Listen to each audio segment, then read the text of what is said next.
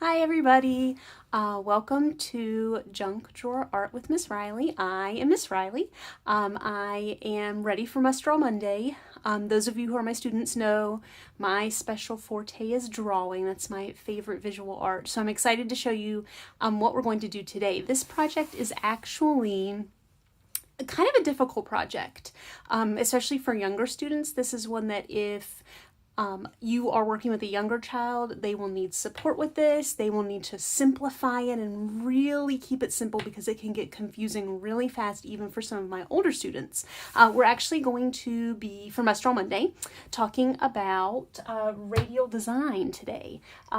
Radial design is art that is arranged around one central point. So a lot of times this is like a circle or roughly circular. Even though this is a square, you can see it kind of has a circular pattern. Everything is coming out from the center point. With these designs, they're often symmetrical. They're usually symmetrical. They are very balanced. They're very appealing to the eye. So they've been used for centuries in different designs, different pieces of artwork. And actually the example that you are seeing on your screen now is from the Notre Dame Cathedral. It is what they call the rose window. So it is a perfect example of radial symmetry. And thankfully this window actually survived the fire from last year. So it's still a beautiful preserved piece of design. I usually do this project with printmaking, and I actually have my kids. So what this is let me explain it first. This is my name that I have turned into a design and repeated over and over and over again. So really this is almost a form of printmaking. Now in my class, we carve this into styrofoam and we stamp it and move it around. This is kind of an at-home design that I did with Sharpies, and I'm going to show you how to do it. So the first thing you need to do is get your piece of paper ready. You need a perfect square piece of paper for this, and I'm just using, this is white printer paper. So using a piece of white printer paper, all I'm going to do to find a square is just fold this into a triangle and make the triangle just meet the other side. So what I have here is just this rectangle piece that's extra. And if I take my pencil and run it along the side there, I can cut that extra piece off.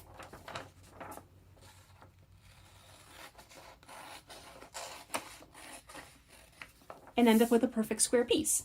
And actually it already has a fold in it, which is perfect because, like I said, the mandala, I said a mandala, that was my other thing I was going to tell you. These are often in a lot of cultures called mandalas. So if you hear that word, it's kind of the same thing that we're creating. So I've folded it diagonally this way. I'm going to open it up and fold it diagonally the other way. Open it back up again. Fold it in half, one direction. The cleaner you can get your folds, the more precise your design is going to look. And then fold it in half the other way. So what you're left with is kind of this really cool starburst design. And that's actually how I started this. And you can kind of think of each triangle as one print from your design. So one original that we're going to repeat over and over and over again. So the first thing I'm going to do is choose one triangle to start with. Now I'm going to tell you, the easiest thing to do is choose a triangle facing up with a flat line to write on. Because if you try to write into the two shorter sides, it's going to be a little more difficult. So I always choose this one longer side to write on. I say longer, it's not really longer, but it looks longer. It is a little longer. I did my name with this one, and actually if you kind of fold it up and take a look at it, let me find one that's the right way. You can kind of see there where it's R-I-L-E-Y, Riley. If you have an older kid, great. They can do their name. You do bubble letters, do straight letters. If you have a smaller child, you could try doing a heart. I'm going to do it with one letter just to show you guys how it works. So I'm going to start with my R. So on my flat diagonal line, I'm going to start at the top. Make a line down for my R. I kind of want it to touch the edges and be a little open because those are connection points for the next. Look at my R here.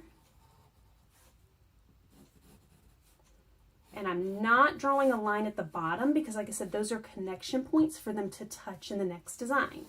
So once I have my letters, I did one just for simplicity. You can kind of see it right there, that R. I'm going to actually take a Sharpie, put a piece of paper under it because they will bleed through. You can see from my design that I did. Doesn't matter what color Sharpie. Something dark though. Yellow would probably not be a good idea. And I am going to trace over what I did. Leaving those connection points on the edges open. So my next thing I need to do is I need to take this base letter or letters, if you did your whole name or a funny little saying. I have kids who do, like I had a kid do YOLO, those kinds of things, a heart, whatever you're doing. And you want to replicate it in a way that makes it look like it's all coming out from the center in a very repetitive design. So the next thing I'm going to do is fold this piece back. So my next triangle, you have to think about this. I can write and trace on the front. Now you might be able to see it holding it flat down, but I've actually positioned in front of the window because if you hold this up in front of a window, it makes it much easier to see your lines. So now I can take my pencil,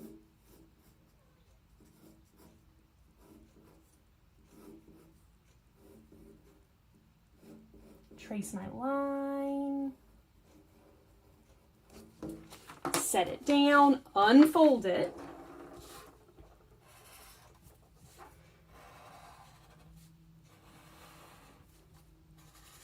trace it with my Sharpie. Do not trace a Sharpie on your window. It will go through onto the window. So now I have my R facing out. Likewise, I'm going to keep going around, folding it back on itself so I can keep all the ink on the front page. Once you do it a few times, you start to get good at it, and if you want to, you can stop doing the pencil first, and you can just trace it straight with a Sharpie. And that's actually what I'm going to do right here, just to show you guys so we can kind of move on. I don't want to waste too much time on this part, even though it is important.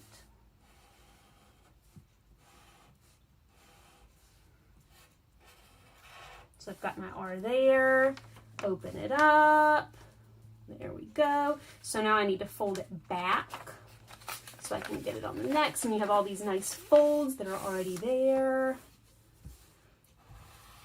Take my R, and I'm just tracing underneath. I've positioned myself in front of this window so I can get a lot of light to be able to see.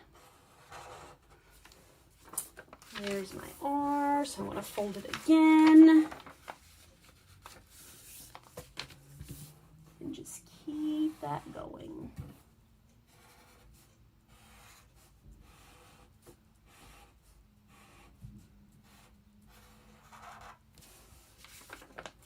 Fold it again.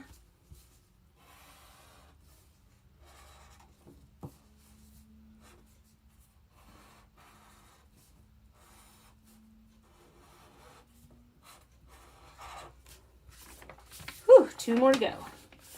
Like I said, this requires a little bit of patience and accuracy. It's not the perfect project for younger kids. It can be done. It can be done, but it needs a lot of grown-up help.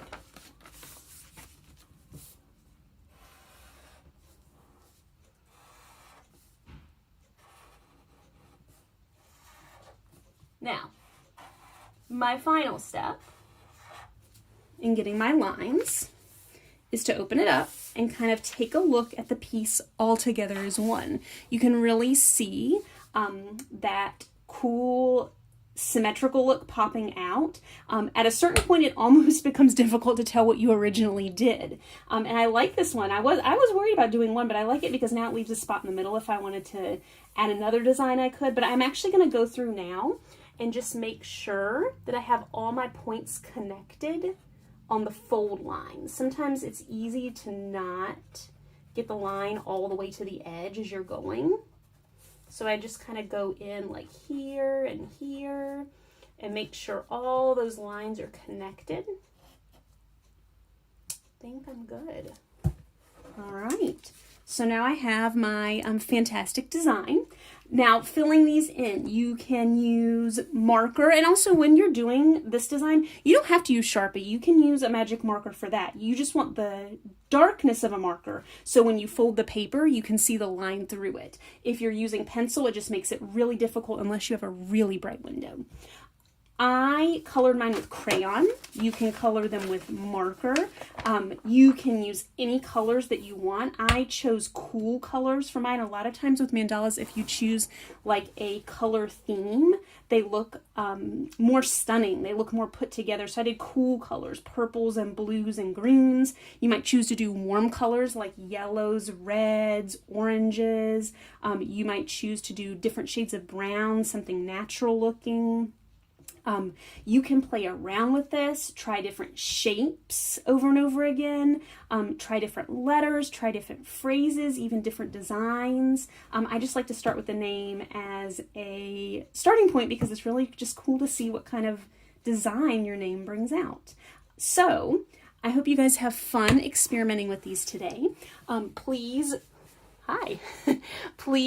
share them with me. I am on Class Dojo. If you're an Oakhurst student, you can send them to me. You can share them with me on Facebook, or you can tag me on Instagram or Twitter. I am at CS Riley Teach. I would love to see your beautiful radial designs. Tomorrow I will be back for Toilet Paper Roll Tuesday, and I hope you guys have a marvelous Monday. Bye.